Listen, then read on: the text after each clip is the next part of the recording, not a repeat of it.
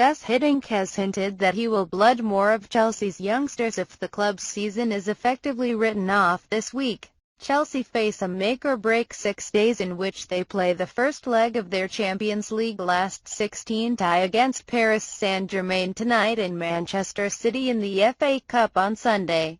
Positive results in both games will fuel belief that Chelsea can salvage what has been a turbulent season, but defeats would leave the club contemplating a trophyless campaign without European qualification. Hiddink is hopeful of keeping Chelsea's season alive, but suggested he already has plans for how to effectively use the rest of the campaign should things go wrong.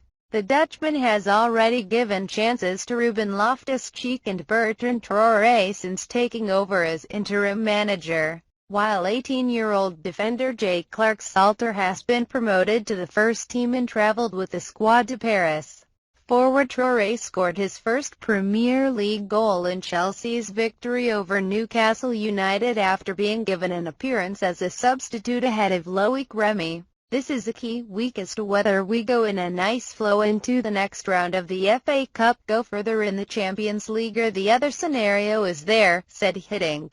"We need to see what the near future can bring with some big experiments and see what can be done with younger players who are knocking on the door. I am happy youngsters are now coming up at this club. I was happy with Traore, who worked so hard in training, so he deserved to come in, so I was happy he made his goal. It's a signal now that young players have the opportunity to make an impact." Other than Loftus-Cheek, Traore and Clarke-Salter, Hiddink could look at Kennedy. January signing Matmi Ozgandolaina over the final games of the season if Chelsea drop out of the Champions League and the FA Cup.